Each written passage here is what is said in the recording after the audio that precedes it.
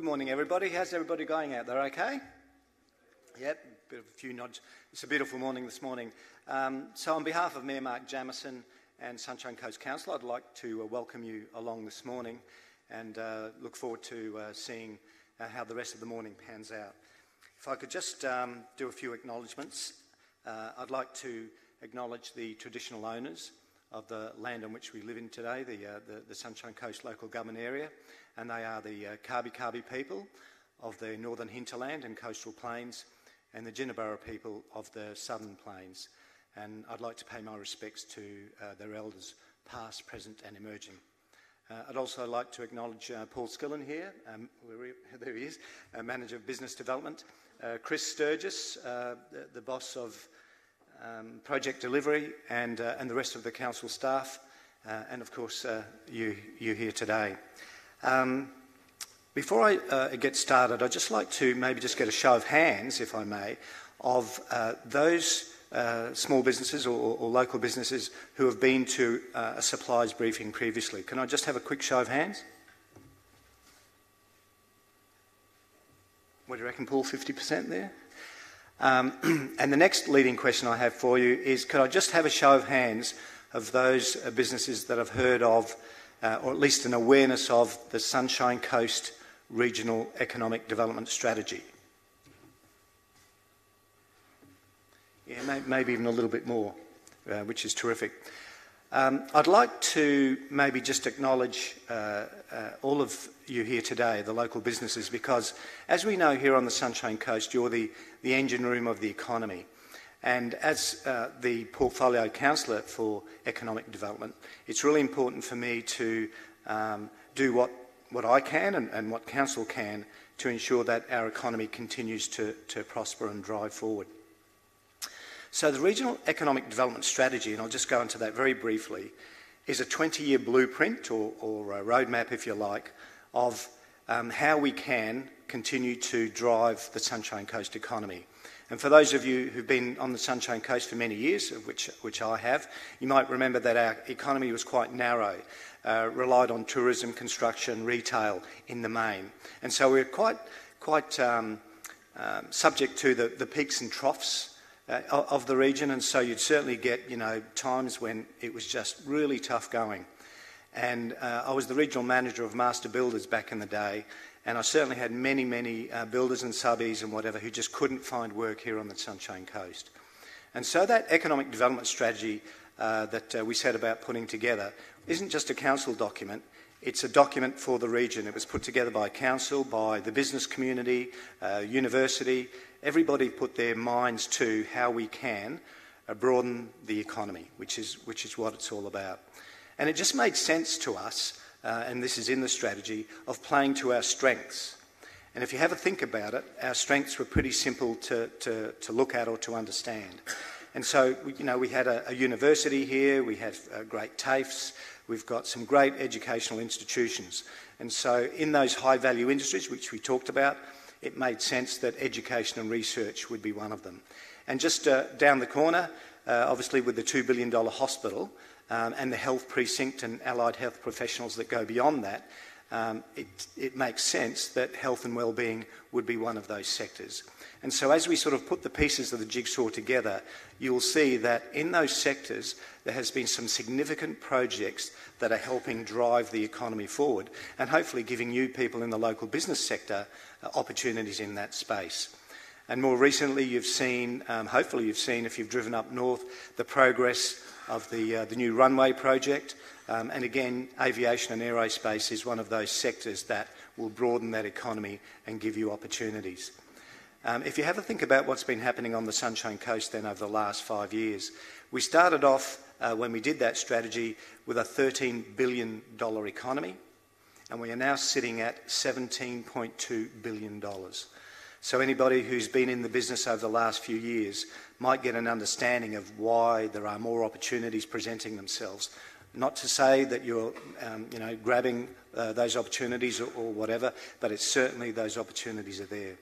And if you have a think about those projects that I've talked about, the new CBD, the subsea cable, Oceanside just across the way, you'll continue to see growth and development in this region and in those sectors that I talked about.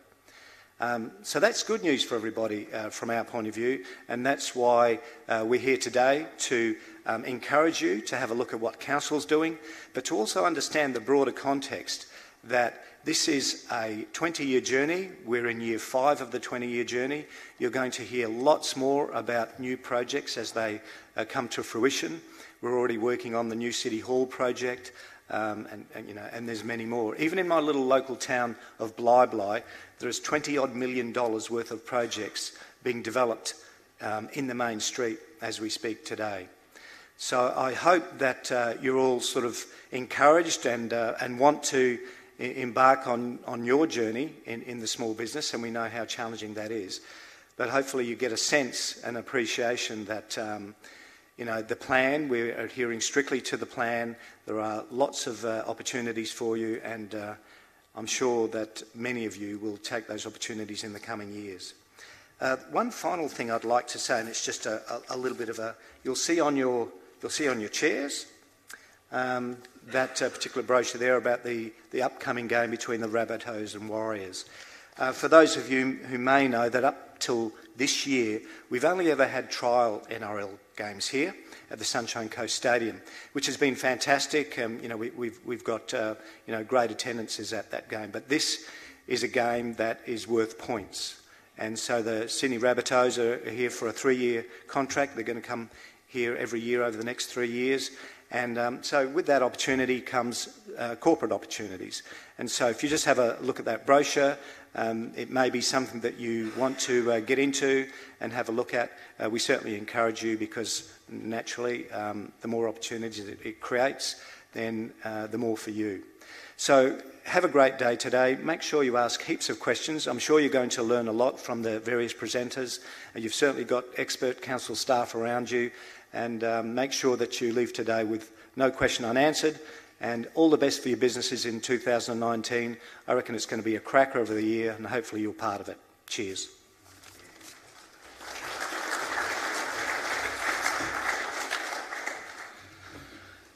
Thank you, Councillor Robinson.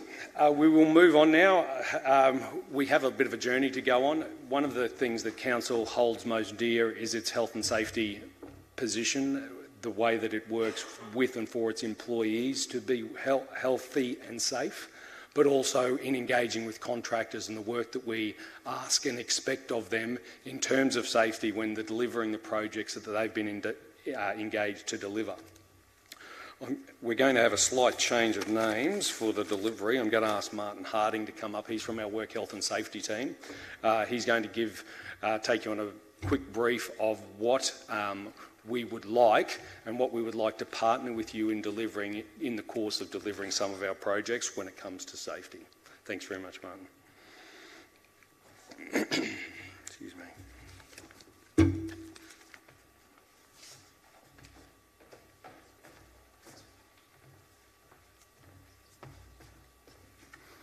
Thanks, Paul. Well, good morning, everyone. I've been asked to talk about workplace inspections, and I'm going to go through a number of points in respect of that. It won't be a very long presentation, but hopefully it's informative for you.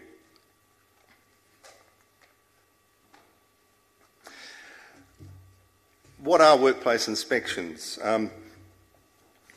They're an opportunity to consult with our contractors on safety matters at the coalface, and they're also a legislative requirement.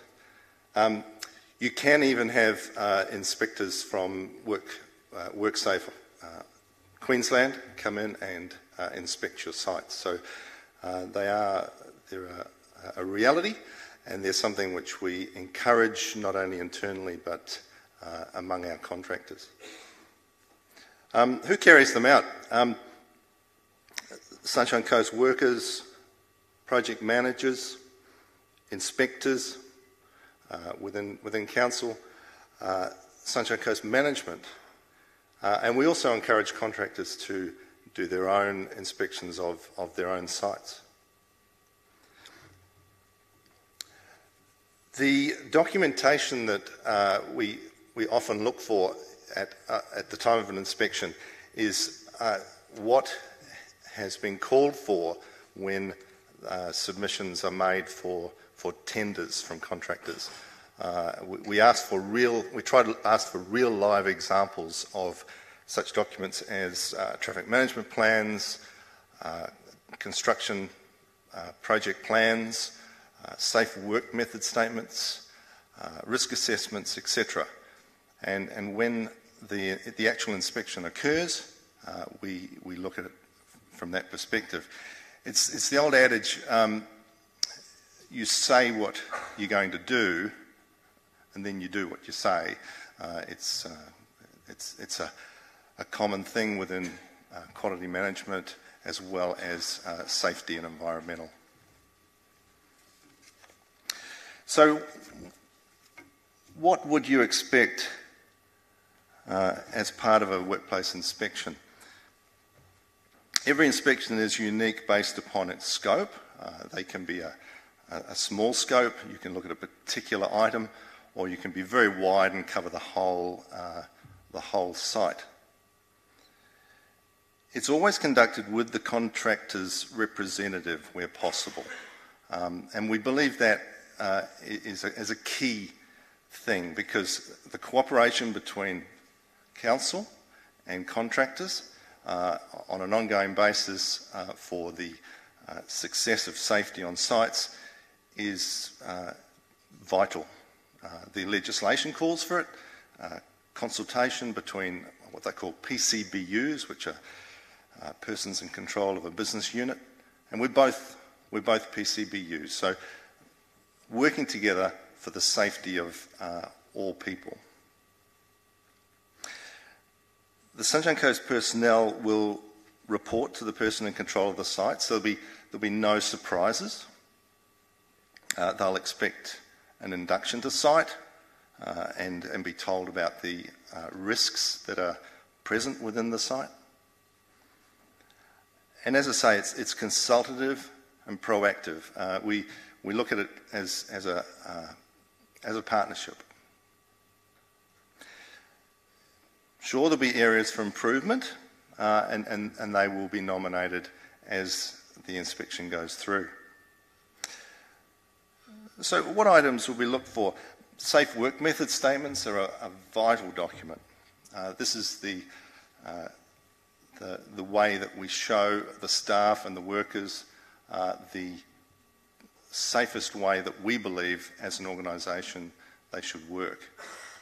And we encourage the workers to be part of that as well, a big part, because they have a lot of valuable ideas on what is the safest way to work, and we amend the safe work method statements constantly, so they're a live document. We look for safety management plans and system docs, qualifications of operators, VOCs, which verifications of competency, to see that they've had their required training and they've been proved competent. We look at plant and equipment, the condition of it, the way it's maintained, etc. And we look at controls nominated in the safe work method statements to see if they are effective and are in place. Resourcing levels are also important.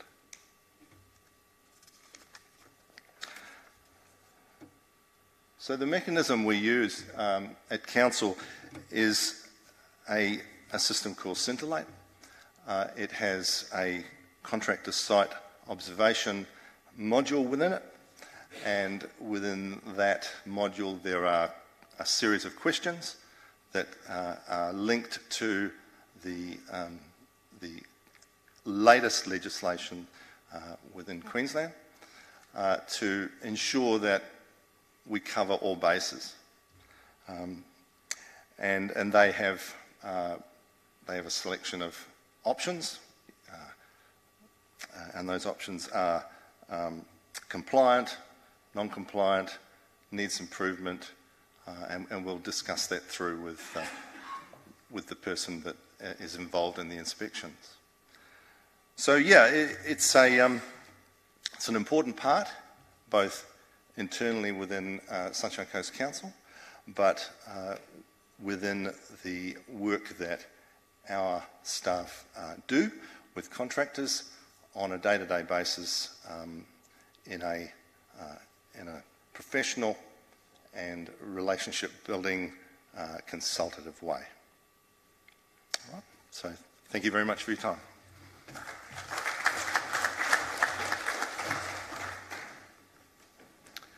Thanks, ladies and gentlemen. This has I've stolen this. Chris has died.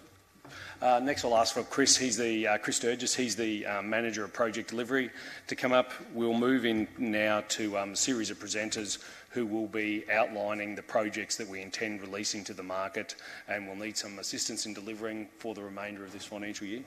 Thanks, Chris.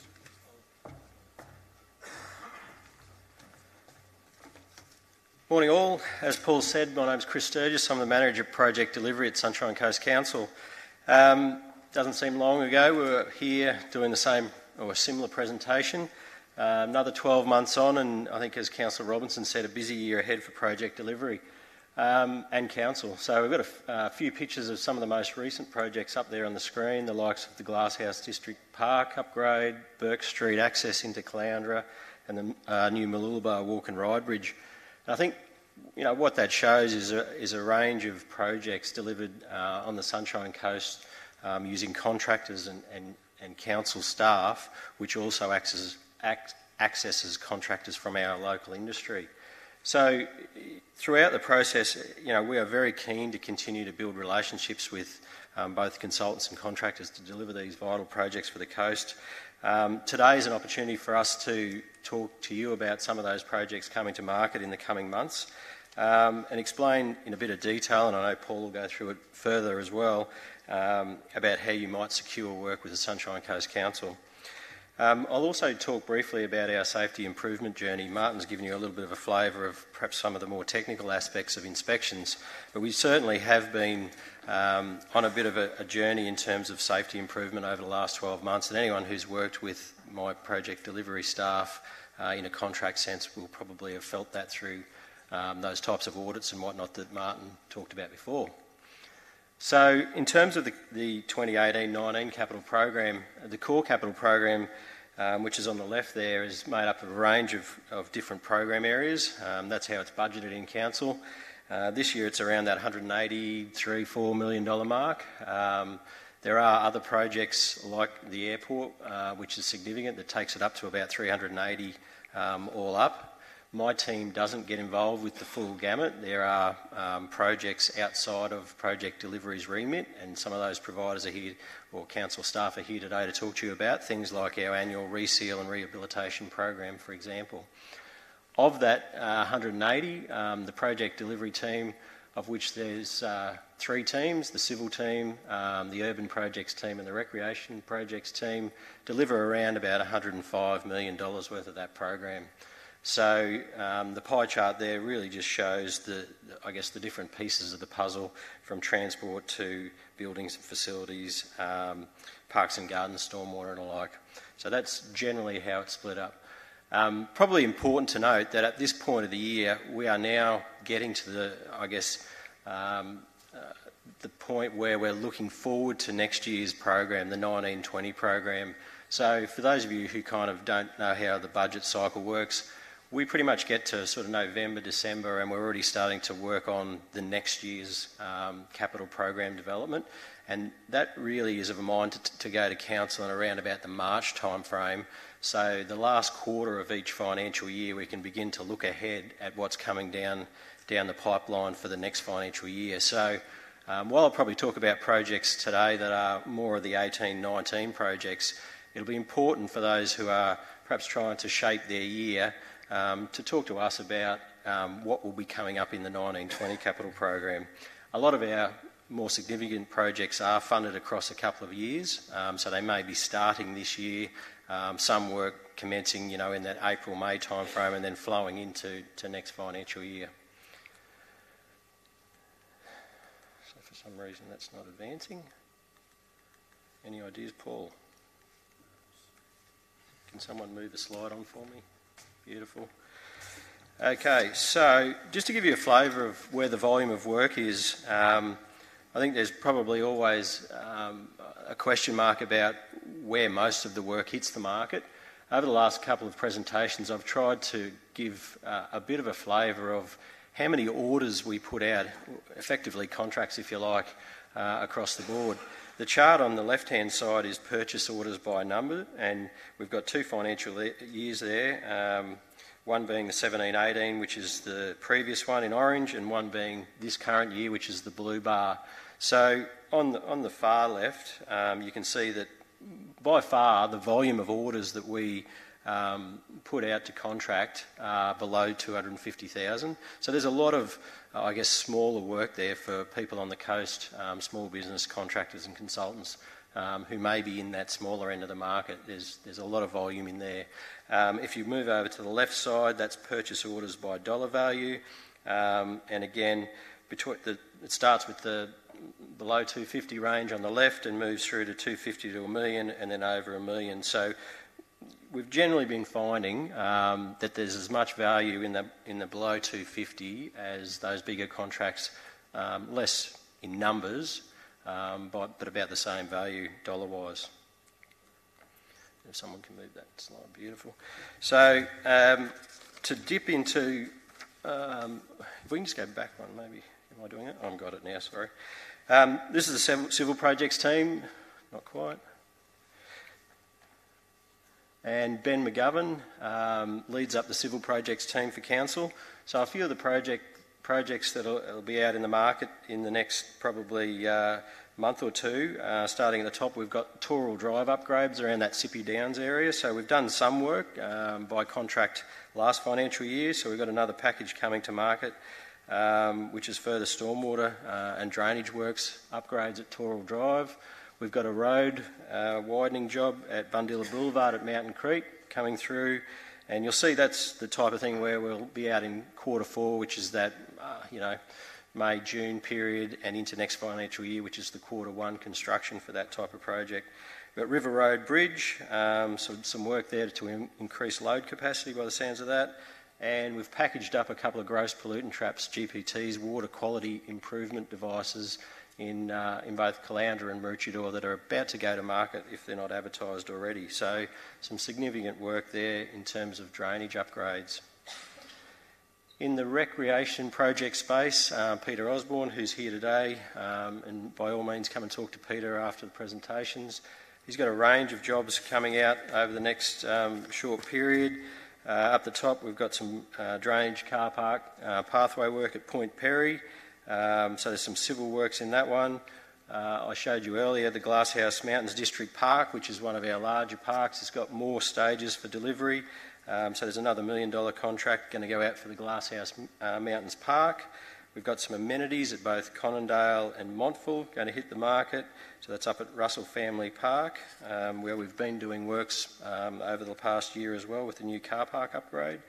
We've got some work at the Dickey Beach Holiday Park, so new holiday park sites there, and ongoing work at the Merredin Sports Complex. So again, we've been building some new ovals out there by contract over the last sort of 12 months. So this takes that to further development stages with another $1.2 million spend out at Merredin, where we move into the change room and amenities.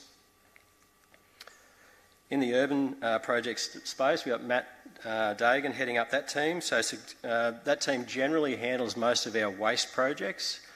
So you can see there's some fairly big numbers coming through over the next 12 months, 2 years in that waste delivery space. So the Nambour Resource Recovery Centre at around that sort of 10 million-ish mark for a design tender and a construction tender is a pretty big one that's ready to hit the market at the moment. Another holiday park, which is the Mooloolaba Holiday Park, will go out very shortly, and that's a real, I suppose, full redevelopment of the Mooloolaba Caravan Park down near Sea Life there in Mooloolaba. So we'll have some tight timeframes around that, so we can hopefully get that one open for Christmas and back in business. We've got the Budrum Resource Recovery Centre, so another waste project there, similar to the top one. Changes at the Beerwah Aquatic Centre, so some fairly meaty redevelopment there. The Caloundra landfill, doing some work there.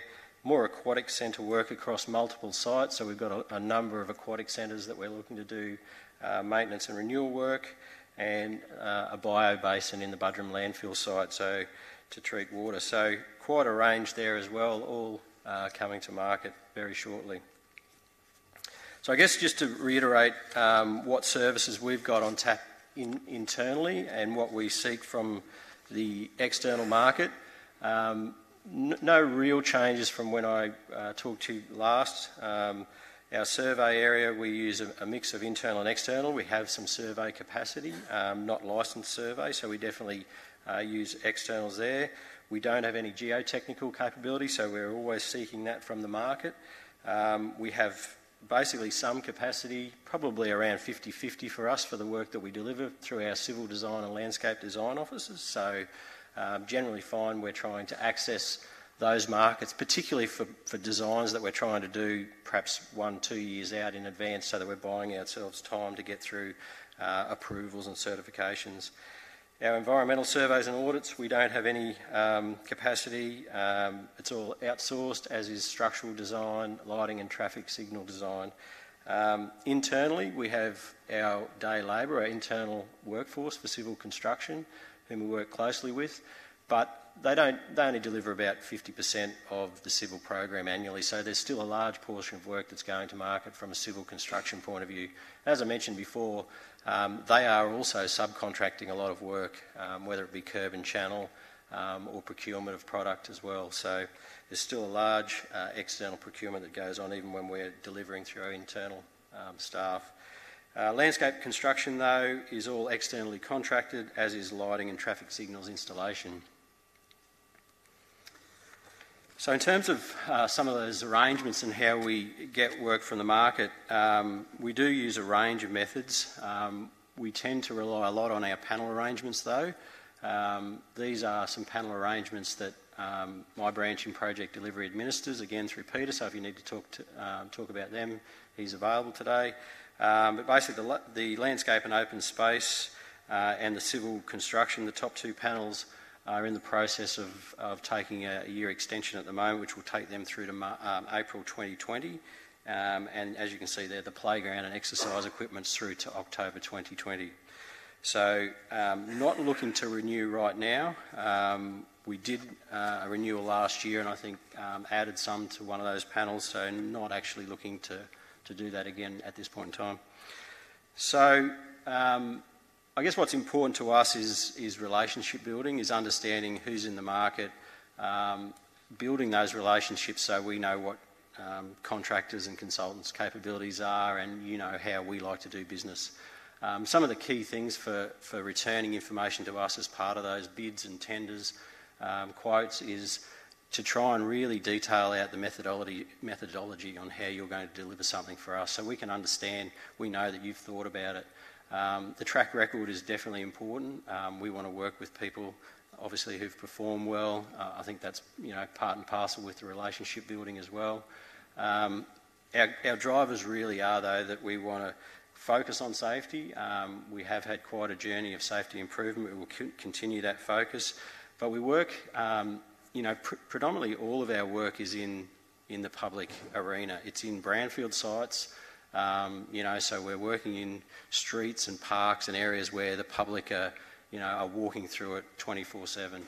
So, one of our key values is how you're dealing with the public and how their safety is important to you as it is to us when you're working on those projects for us. We definitely want to support local business, and there's a good component of weighting that goes towards that in our evaluation process. And a positive approach, but with long-term benefits. We want to be working with people for the longer term, again, with good relationships and understanding of how we like to do business. So Martin did speak about our safety focus, but I think for those of you who have done some work with us, we've certainly changed up things a bit in 2018. We are pretty much putting out a safety specification with every contract brief we put out nowadays, which is pretty much the codes of practice, the stuff that you're required to do as a contractor anyway, but we've really tried to get that information up front so you know, as you're going into those tender processes, exactly what those safety requirements are, and that what you're, I guess, tendering to us on the basis of, and what we will be measuring you on as you deliver those projects for council and the community. We've tried not to use, I guess, the big stick approach, and more of a mentoring and working with you. We understand that, you know, there's some capacity building that has to go on in that space, and we're very interested in that. We've been taking that journey ourselves for building knowledge and capacity in our safety, in our teams for safety. So we also want to see that happen with contractors as well.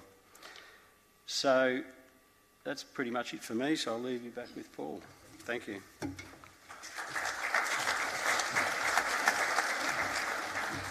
Thanks, Chris.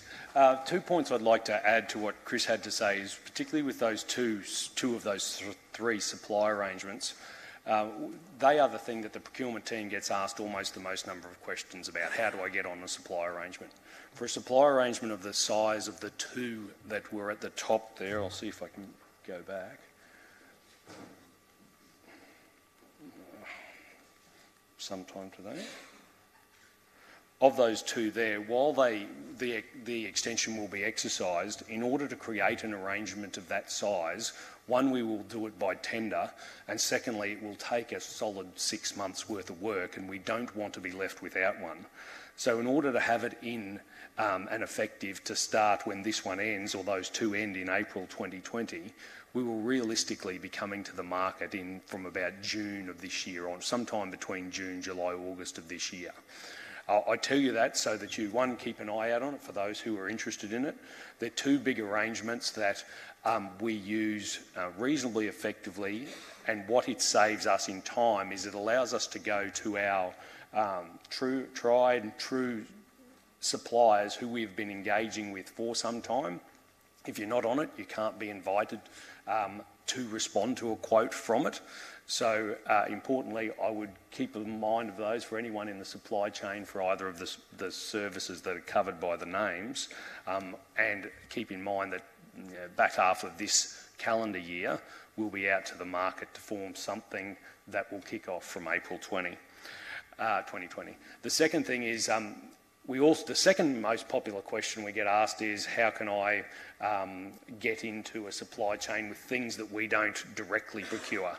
And part of the answer to that is almost me telling you how to run your businesses, but it's to take the opportunities that are here, not just to listen to us, but to talk to those people who are beside you and around you, to start forming the relationships that we're saying we want with principal contractors, and that you have the opportunity to pursue today with those further down the supply chain. Not too many of the contractors who do some of those larger works will be able to deliver all of it without some subcontracting, and I'd encourage you to use this as a forum, not just to speak with us, but to speak with each other about forming new relationships that allow you both to do some business. Enough preaching from me. The next presenter that we have is from Property Management. It's from Jeff Lamont. As you'll have seen from Chris, he's got the civil projects in particular. We're going to get into our property discussions now and what the property team from building facilities will be looking to deliver for the remainder of the year. Thanks very much, Jeff. Good morning, everyone. It's my pleasure to be presenting on behalf of the Property Management branch here today, and I'd like to share with you a few opportunities that we have coming forward in our agenda for 2019. I'd like to let you know a little bit about the Property Management branch before we get on to that. The Property Management branch is made up of two units. Firstly, our Land Management unit and our Building and Facilities Asset Management unit. The Land unit provides coordinated management of council corporate land assets and land dealings associated with council's owned and controlled land, including acquisitions, disposals, granting of easements, owners' consent, execution of tenure, road closures and openings. The Building and Facilities Asset Management unit provides services and maintenance to a diverse portfolio of council-owned, operated and leased building and facilities. These facilities include administration buildings, depots, sporting venues, aquatic centres, libraries, public amenities, holiday parks. As part of providing contemporary asset management, the Building and Facilities Asset Management Unit delivers services and maintenance in a strategic and a cost-effective manner. And as such, I'd like to share with you service and maintenance contracts currently on our agenda for the 2009 year. So firstly, we're going to be putting out to public tender our testing and maintenance of residual current devices. It's expected that we'll go out to the market in August 2019 with a start date of December. It'll be made up of RCD testing, switchboard, plant room maintenance and sport field lighting. Our second contract going out will be the services of maintenance and plant and equipment, which will be a public tender in July and with a contract start date of 2019. The scope will be made up of 6 portions, which include fixed hoist and lifting equipment, roof access equipment and anchor points, air compressor maintenance, tiered seating, diving blocks and block certification, ozone and water treatment servicing. In addition, we'll be going out to water delivery servicing, and that will be by invitation, which has just currently gone out to the market with a contract start date in April. So we have 6 tanks out in our public amenities across the hinterland area that range from 1,000 to 10,000 litres. And lastly, our maintenance and cleaning services for our saltwater recreation facilities, which are the Kings Beach Ocean Pool and JR Ford Pond, will be an open tender in April this year with an August start date.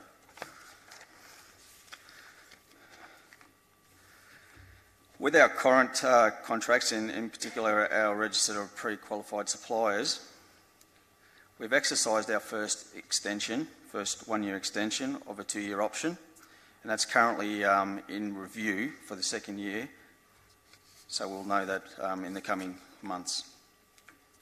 So I'd like to take this opportunity to thank our service providers for their efforts.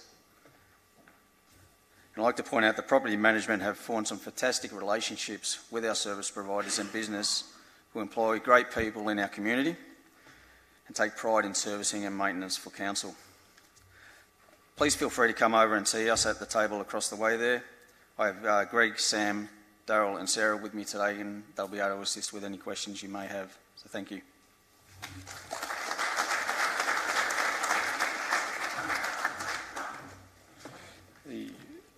Back on to talking about that supply arrangement there, that is one of the largest ones that we have. While there is the potential for an extension, it is made up of, there's more than 50 Sunshine Coast businesses that are on that trade and general maintenance service. In fact, I think it's actually more like 70, but I'll stick comfortably with 50. So I can understand that getting on an arrangement of that type is very valuable to both council in needing those services in high volume and regularly, and also to the wider Sunshine Coast business community. So keep that in mind. We are reviewing it. It's no guarantee that we will extend it. On occasions we have brought them to an end. We'll have to look at its depth and capability at the moment before we make that decision. Again, it would be formed by a tender, and we would be, if it wasn't going to be extended, need to be out in the market relatively soon. And if it was extended about this time next year, we'd be looking to get out there because we would naturally expect more than 100 responses to get on an arrangement of that size. Thank you. The next presentation we have is from Mandy Day. She's from our Economic Development team. Ask Mandy to come up.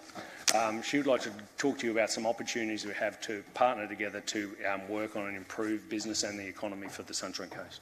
Thank you.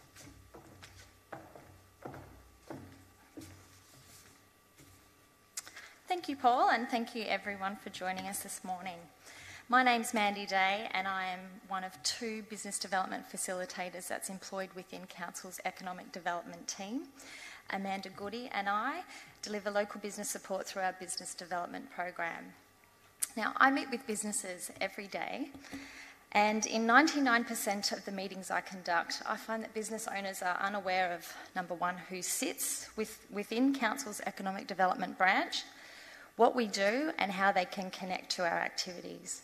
So I'd like to take this opportunity to provide you with a quick overview.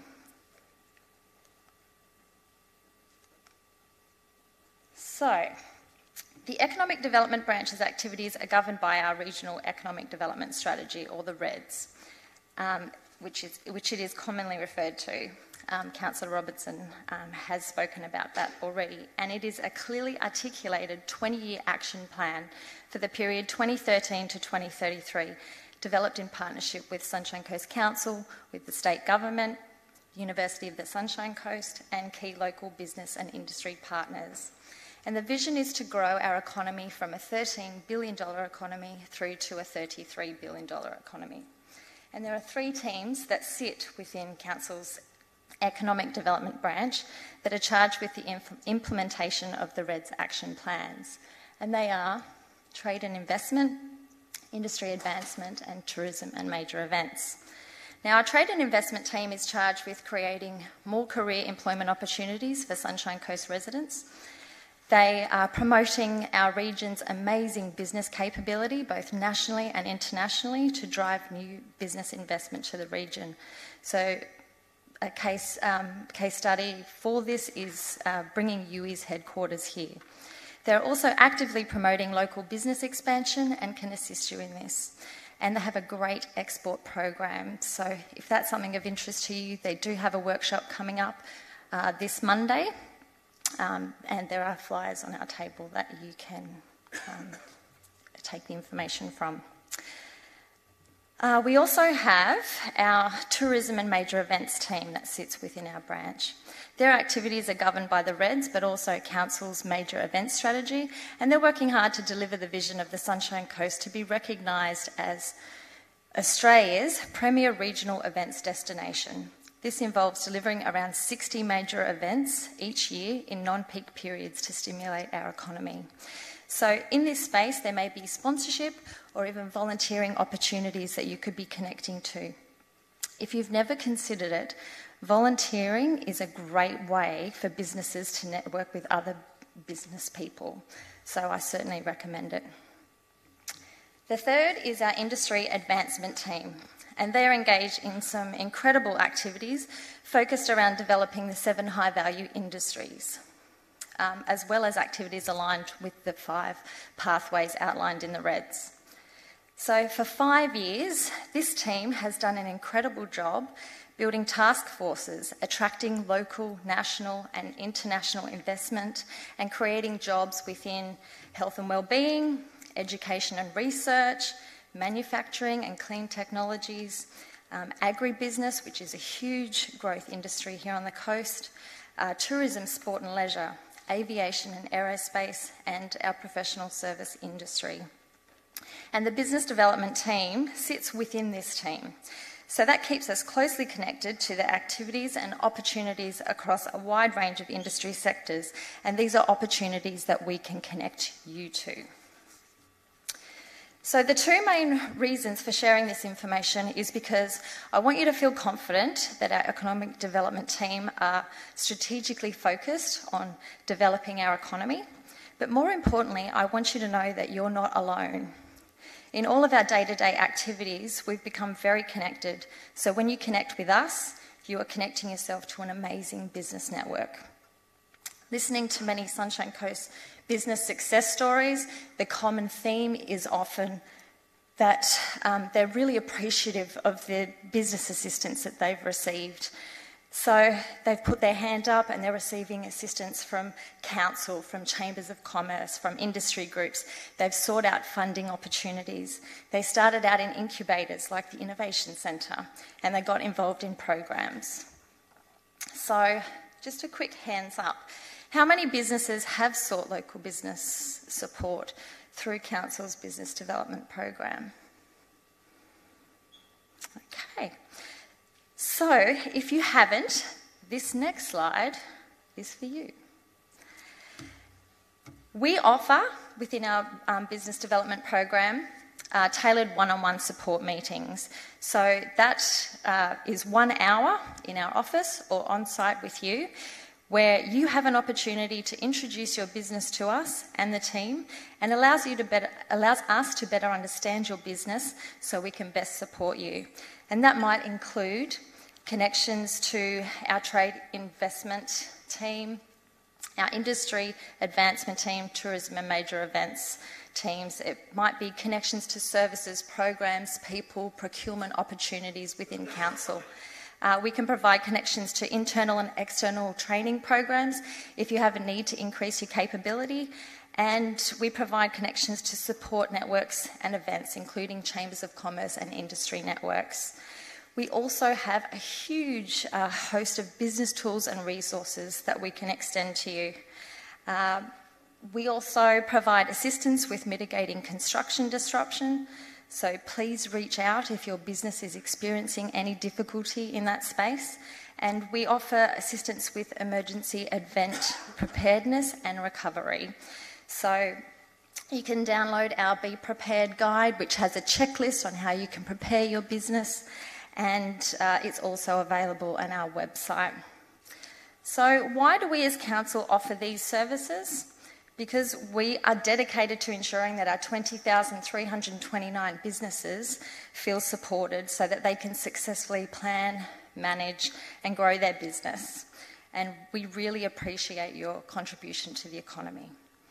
So to assist you with developing capabilities and growing your business, there are a couple of specific opportunities that I'd like to discuss today. If you're a business that doesn't formally document your processes and procedures, and as a result you struggle with tendering successfully on large-scale projects because you don't have sophisticated enough documentation, then this is the workshop series for you. The 2-hour Demystifying Business Management Systems workshop takes you through how to develop this documentation and how it can assist you with identifying inefficiencies in your business so you can increase efficiencies.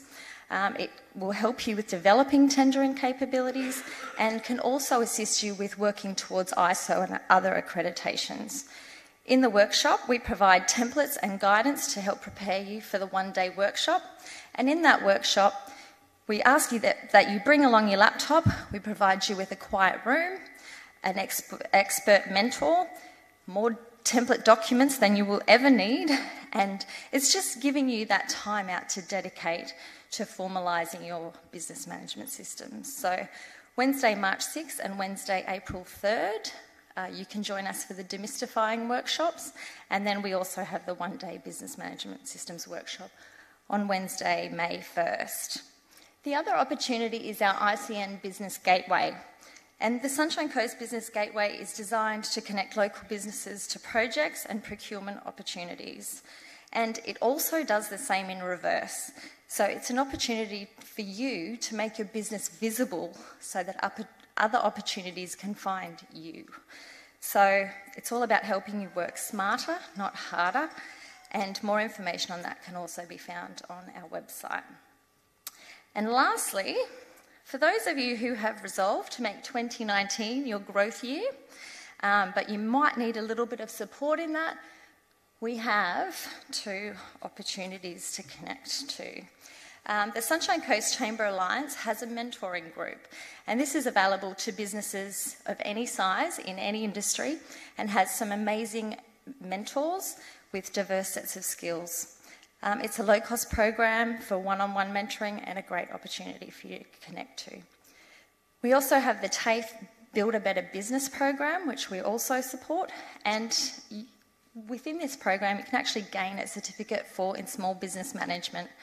You can actually knock it over in 4 weeks in a workshop-style arrangement, or you can opt for flexible study options if your business requires that.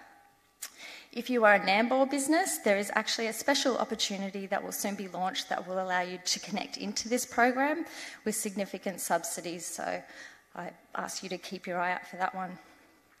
But in close, I just really want to reiterate that you're not alone, and I hope that I've been able to convey how passionate I am about what we do and about how important we feel it is to support our business community.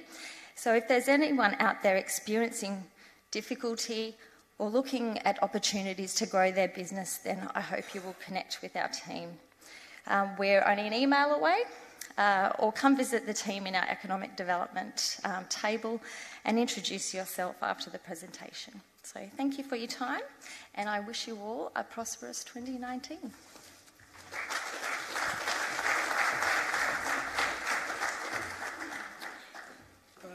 Thank you very much. The next set of questions that we traditionally get asked when this presentation was more just what work is coming would be, how do I then get that work? How do we make the partnership and get the contract that results from the work that we're seeking? Some of you will have seen this before for those who have been here before, or something similar to it, but it's just a quick brief on how council will go about forming its contracts. So very rarely, if ever, do we do a contract that the market doesn't in some way become aware of. For this year, we have a full budget of $864 million. 370 of that was for capital works. So the material that Chris presented before was about $30 million worth of works that will come to the market within the next quarter and be delivered over the next 6 months. There are areas such as property management and also our roads teams who do work in significant amounts of it that contributes to that $370 million. And the largest portion of it, or the largest single portion of it at this point in time, is also with the airport expansion project. We're not doing too bad with our local spend, as you'll see from that. For 17 and 18, we spent $221 million, which is just under 75% with local suppliers. That's from the available procurement spend, so anything that we can go to the market for and do go to the market for, we're almost at $3 and $4 coming back into the local economy. And for some of our more major projects, and if I use the airport as an example, it's a contract with John Hollands for the delivery of it. They're not considered local, but the subcontracting that they do is with a significant number of locals. Now, that's not included in that 75%. If we've engaged directly with the local, we will be able to count that. If we have a major contractor like John Hollands who then does some subcontracting, we don't count it, but nonetheless there are opportunities for you when our major projects come to town and it's not being delivered by locals to again seek work further down the supply chain. This part might be a little mundane. This is my bread and butter. You can swap jobs with some of you if you like, but we'll form our contracts through two main forms. One's a request for quote, the other's a tender. In the case of a request for quote, it could be directly to a provider, or it could be and by provider I mean a number of providers. For contracts 25,000 to 250, we'll invite 3 quotes. For contracts 250 up to $1 million, we will either invite 5 quotes or do a tender, and we'll use those similar numbers when we're forming a contract from a supply arrangement. So again, very rarely do we not invite a minimum number of suppliers to bid for a piece of work. It also goes to highlight how valuable to us the supplier arrangements are that we have, and how valuable it can be for you in order to get onto them. The benefit for both parties in getting onto the supply arrangement is that we don't have to then go through. You're effectively pre-qualified when you've been on it. We've tested your work health and safety. We've tested your ability to deliver projects against a methodology. We've checked your capability and experience, so it's a shorter form of engagement. We'll be far more interested in knowing what your price will be, and we'll be far more interested in knowing how you'll deliver that particular project, which gives us a quicker turnaround time and also gives you less of a response required in order to get a piece of work, noting that you will have had replied to the tender when we form the arrangement. So one big tender gets us a lot of shorter form engagements. The invitation and the request is about giving to you a specification or some type of document with which you can make an assessment of the cost of the work and your company's ability to deliver it. We'll also put out our terms and conditions, which are relatively standard, but I'm always happy to talk with they're AS standard contracts generally. So I'm always happy to talk with people who have had challenges with some of them. Council takes a fairly generic response to how it deals with indemnities and insurances and the like. We have in the past had a few challenges with that. We've been, in my view, a little bit overly demanding. We've made efforts to wind some of that back to find a point that gives us enough protection, having regard to the industry and the size of the companies that we'll be engaging with. This just basically, the rest of the presentation basically answers the questions we get asked at the end of these presentations about how we do things. So we've been asked before, do we keep our evaluation criteria secret? The answer to that is absolutely not. Our evaluation criteria will always be the vast majority, if not all of those 6 that are there. There is occasions when one or two of them, the price, for example, we want to know something to do with price, but we might structure a tender to get an upfront price for a piece of the work with a view of, once it's been designed, for example, getting a more comprehensive price. But price, capability and experience, from methodology, the relevant parts of those sub-points there, contribution to the local economy is always important to us, and also our engagement with social benefit and Indigenous employers or Indigenous groups, Indigenous companies. The response form is where it's won and lost, and that is the clutch point for each of you. If we open up a tender response form and we have a local business who responds to the contribution to the local economy by saying, I'm a local, versus your competitor who is also a local, who says, I'm a local, I've been on the coast, I employ 10 people who live locally, we have 3 vehicles that we source through here, we have fuel accounts that we source through here, we do, and a series of subcontracting. I'd ask you to put yourselves in our position for how we would be able to assess that criteria for local. It's attributed with about 15% of the response.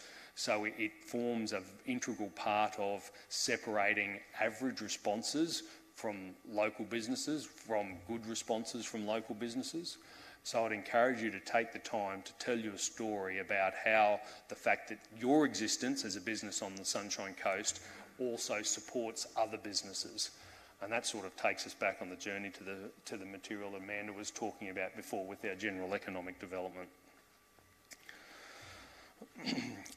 Similarly with our Indigenous procurement guideline and our social benefit, there will be occasions when we acknowledge that it won't be an opportunity to directly engage with social benefit providers, and as a result we can remove some of that from the invitation.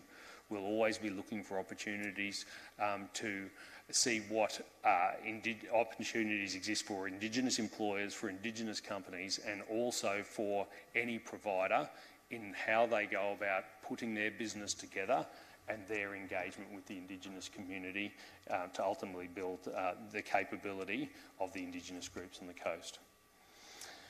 Supplier arrangements, as I've given you probably enough information, although I'm happy to take any more questions that we have on them. We have about 28 or 29 of them at the moment. Some of them, depending on the nature of the industry that we engage with, will be formed with a pricing mechanism. In that case, when we come to engage from it, we'll know the pricing. That will generally be ranked, where we'll go with the best price first available and work down the list. Versus some of them where, in civil and construction, where you couldn't possibly give a price, which is where we would come to you with a different structured response form for a quote to say price doing this piece of work. In terms there of the 2 to 4 years, we've wound back quite generally. We can create them for 2 years, and then we've generally given ourselves 2 one-year options just to make an assessment of where the market is at when we get to the end of the 2 years. We're not extending as much as we previously did. We acknowledge that while it's some more work for us, it's a good refreshing opportunity for the council in getting a list of suppliers who are keen to do the work. And it also means that locals who either come into existence or for some reason didn't respond to or weren't successful previously don't have to wait 3 and 4 years for another opportunity again. If I connected some of the things that have talked today, working with Mandy's group in economic development to take on any of the opportunities you can to improve your business and align it with what council's going to ask for, it would be time well spent, particularly in the lead up to what is the release of some of these supplier arrangements. I'd encourage you to do that. Stole my own thunder before. We've got 28 or 29 of them at the moment. There's a couple of hundred suppliers in total across all of them. We don't have them for everything. Some people seem to think that you can't actually create them for everything. So what we do is create them for the high volume or more riskier work that we would like to engage more openly and directly with a shorter list of people, rather than continually going to the open market and having tender responses from all over Australia. Of the 29 arrangements and the 100 suppliers, more than 80% of them are local, and in some of them 100% of them are local. I've covered a fair degree. Sorry, this is running out of battery. When we do an engagement, we had the number of quotes. We guarantee that wherever possible, we'll invite a minimum number of locals to do it. So what we're attempting to do there is, this is minimum numbers, by the way.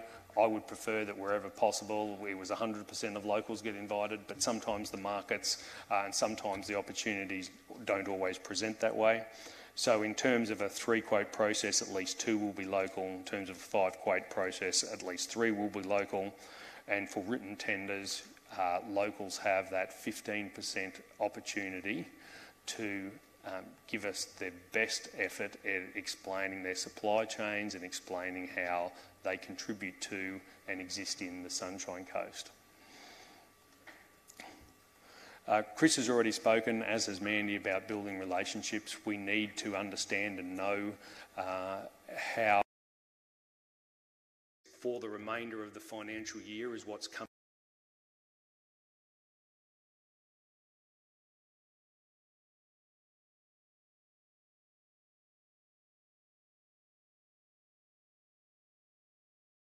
And who is working in our area. We just don't go to the phone book and I just showed how old I am mentioning a phone book. Some of you might not know what that is, but we want to know who the locals are in an area.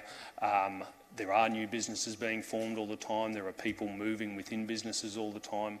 So please take those opportunities at these events and at other opportunities that you have to let the council know about your business and what it does. Being a local government and needing to justify how we spend our money means that we will create what's called a probity environment for the course of our procurement. What that does is a form of ensuring that we treat everyone equally. So while we can naturally have a preference for local providers as opposed to the non-local, in terms of when we conduct a request for quote or a tender, from the moment it's released, so it goes in the paper in the case of a tender, is released on Q tender, or we issue the 3 quotes, we will treat the 3 of you completely equally, or 5, or everyone, in terms of how we give responses, the information that we give you, and how we deal with you, so that you are all in the same position when it comes to putting in your offer to do a piece of work for us. And by that I mean to the point where if you ask a question, or one of your competitors asks a question and that question gets an answer, we'll insist on either giving you the opportunity of not asking the question or asking it, and we will publish the answer so that you are all put in exactly the same position and no one has any more nor any less information than the others. That's very important for council that we maintain that. It's good for business and it's actually good for a local government to be approaching things in a way that always has us being able to clearly justify our decision making and our treatment of the companies that we engage with. What other opportunities are there? Part of our existence, again going back to Mandy's presentation, is to assist other businesses, is to assist the businesses in the area knowing and understanding what other opportunities they have.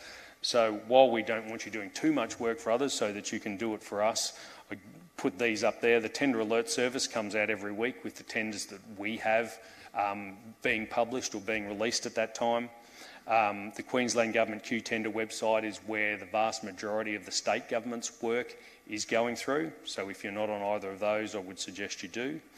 We offer some doing business with council workshops, which will take you through the tender and request for quote response work, so that you can better understand what the forms will look like, what content will be requested, and how you can best go about responding to an invite to do some work for us. We've also already mentioned, or Mandy did, the ICN gateway there, the business gateway. We also have the Black Business Finder. Local Buy is a state government organisation that has a series of supplier arrangements for local governments to use. They have more supplier arrangements with us, and they cover the entirety of Queensland and some of the Northern Territory. So getting onto their supplier arrangements is further opportunities for work. I've mentioned the Sunshine Coast Airport expansion, and we also have down at Maroochydore in our newly developed city centre, Sun Central, who is a wholly owned government entity that is doing a significant body of work in developing that centre. It has, at this point in time, a significant amount of civil work going on, and once we progress through the civil works, they'll move into sort of vertical building, as well as selling off the blocks and the opportunities that exist for the purchasers of those blocks to engage with locals, hopefully, in work to develop the site. Those doing businesses with council, we have 2 workshops coming up. One's on the 22nd of February, one's on the next is on the 26th of April. And we also, for those who would like a taste of it, have recently released the Doing Business with Council online workshop.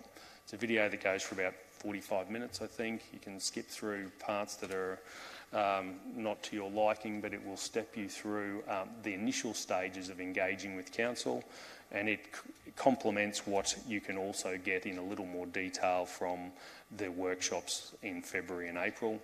We run those workshops every quarter and will intend to, but for those who either can't get to them immediately and would like some response, I'd very much encourage you to go to the online workshop. That is all. I won't take you through the Bible of procurement. It can get a little on the dull side, despite the fact that it is absolutely necessary if you're wanting to engage with council that you respond to it. But that should be enough, I would hope, to give you an indication of what we will be asking for. You've seen from the work that we're releasing now that we've got, from Chris's presentation, at least $30 million worth of work there. We've got a number of supplier arrangements coming that have are not set but significant amount. And with that, I'll thank you all for coming and bring the presentation to a close. Thank you.